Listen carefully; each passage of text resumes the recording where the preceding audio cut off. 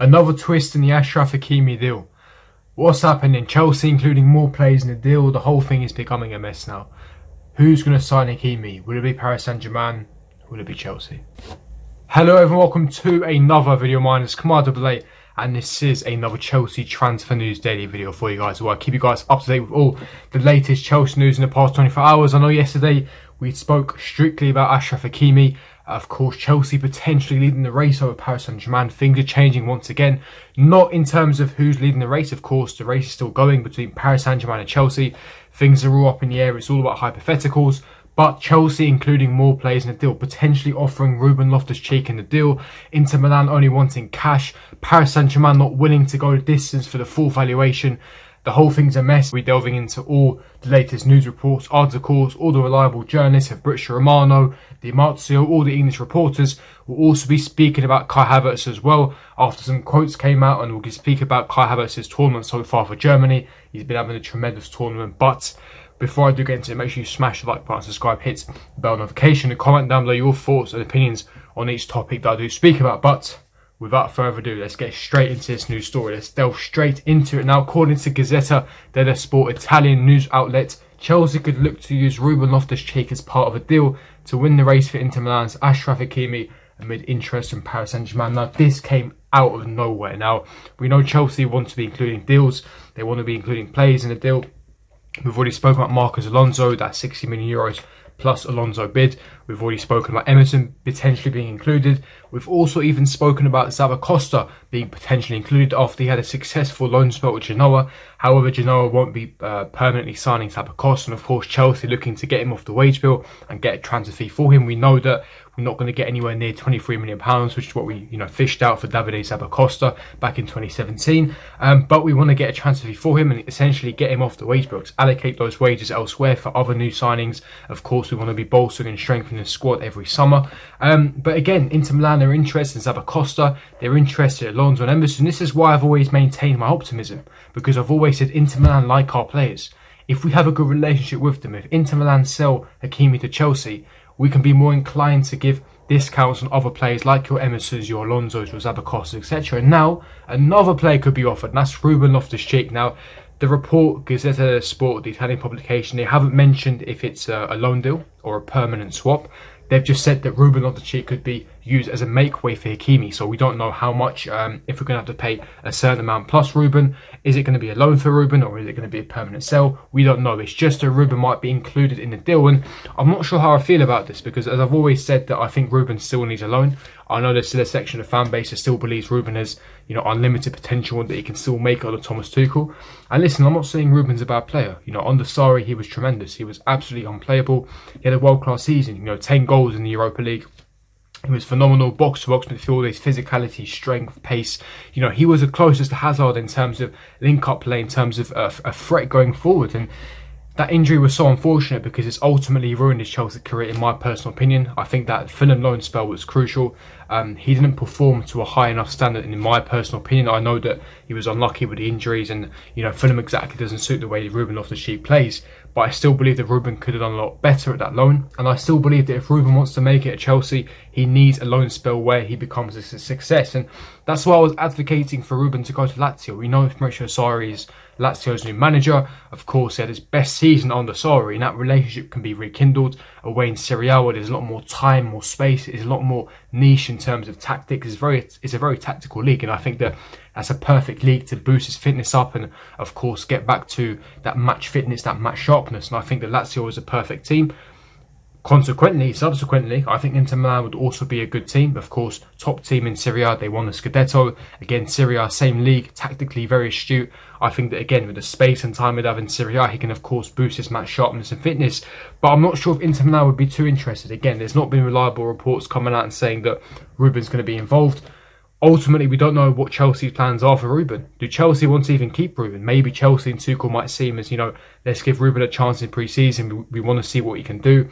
We might even, of course, keep Ruben for next season. So we don't really know what's going on. All we know is that Chelsea, from what we're gathering here, from what we can conclude, is Chelsea don't want to pay full cash. They want to include players, whether that's Ruben, whether that's Emerson, Alonso or Sabacosta.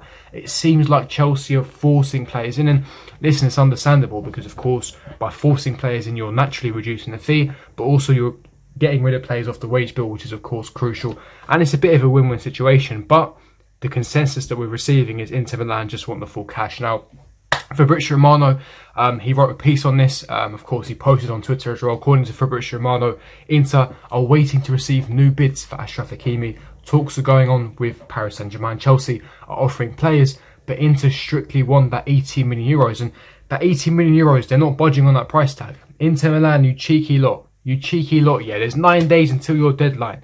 Yeah, you got to pay up and sell up. Simple as that. 9 days until your deadline, until the financial tax year ends on the 30th of June. That's where you got to produce your financial reports to your investors, yeah? You need to be receiving the cash by then. You need to essentially prove the Hakimi sale and raise those player revenues by the 30th of June.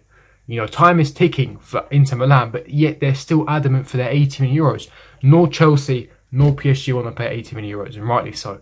Yes, we know Hakimi is world class, and I want Hakimi at Chelsea. You know, he's a world-class right wing-back. He's versatile. He's a speed demon. He's quick.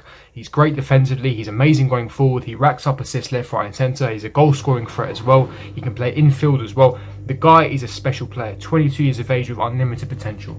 And I think 60 to 70 million pounds is a fair price. But 80 million euros, you are pushing it. I know that Inter Milan are in desperate situations in terms of finances, but they're playing hardball, and they're definitely playing hardball, and I do expect Chelsea to produce a bid, to manufacture a bid in the next few days.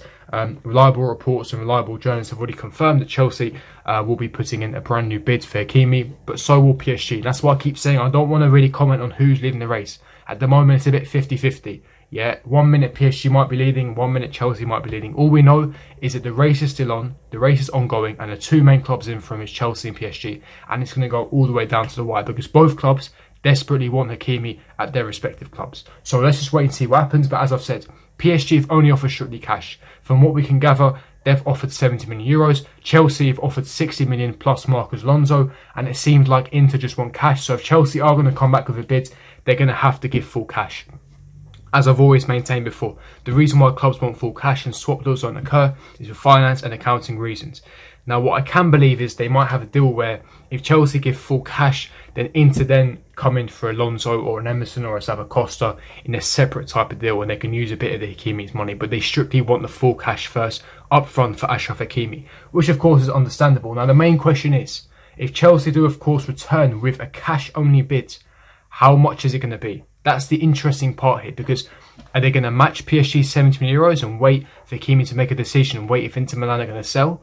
Or are they going to one-up PSG offering 70 million euros and then Chelsea bidding a higher, putting in a higher bid of 75 million euros? Who knows? And I think that definitely it would be a wise decision from Chelsea if we put in a higher bid compared to Paris Saint-Germain, which of course will get Inter Milan thinking. So that's what Fabrizio Romano said.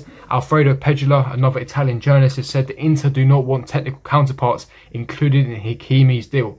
Inter asked for at least 70 million euros to sell. Today, PSG is ahead, but the situation can change if Chelsea raises. This is the point I just stressed. You know, it's hard to say who's leading, but one thing we can confirm is the race is still on. If Chelsea come in with a higher bid, naturally Chelsea leading the race, but it doesn't really mean anything. So let's just wait and see. You know, listen, I know you guys are tired of this saga. You know, I talk about it every day, but it's the main story. Chelsea really want Hakimi. It's hardball, it's interesting news, and of course, it's going to end soon. That's all I can say to you guys. It's going to end soon. Just bear with it. It's going to end soon. We'll find out soon if Hakimi will be signing for PSG or Chelsea. We'll just have to wait and see. But moving on to some other, it's not really news, but it's more in terms of Kai Havertz. Now, some interesting stuff in regards to Kai Havertz. Now, ex-German footballer Lothar Matthäus spoke in regards to Kai Havertz, and he said in quotes, "I compare him to Zinedine Zidane in terms of skill, technique and overview, and anticipating a situation. Zidane didn't seem quick, but it was when he hit the ball, Havertz can do that too." Now, massive praise. You know, if you're being compared to Zizou, the legend Zinedine Zidane, that's phenomenal. Massive praise from him, getting compared to a legend. We know I've always maintained and said that Havertz is a generational talent for what he produces on the pitch in terms of physicality, elegance, technique, his press resistant. He has a lot of technical ability as well. He's a massive talent. It's as simple as that. And of course, it's early to be comparing him to a legend like Zinedine Zidane, because Zinedine Zidane accomplished everything in football, and of course Kai Havertz has already won a Champions League, but he's got a lot more to complete in football to be compared to the likes of Zinedine Zidane. But he had a fantastic start to his career, you know, in terms of the amount of goals and assists he's racked up, in terms of skill and technique, his presence on the football pitch, in terms of already winning the Champions League at the tender age of 21, especially getting the winning goal as well. It's amazing praise, and I think it is justified in some way. And as I said, I've always said that Kai Havertz is one of my favourite players. He is a world-class player already at this age of 21, turning 22 very, very soon. And I said, I think that when he hits his prime, he will be one of the best players. And I sincerely believe that he will be a Ballon d'Or contender. So, again, time will tell what will happen. But I think that if you surround him with the right players around him, playing in his natural position, a full-time position where he's able to drop in the pockets, glide across the front three, his elegance, his passing range, his decision-making, his shooting, his goal-scoring ability, I think you will be seeing the real Kai Havertz next season. The tournament he's had so far with Germany has been sublime, it's been phenomenal. You know, he was involved in every single goal for Germany when they beat Portugal 4-2 the other night, a fantastic game. He scored one goal. He scored another one that was disallowed, and it wasn't disallowed, but it was given as an own goal. He then had the pre-assist for another one.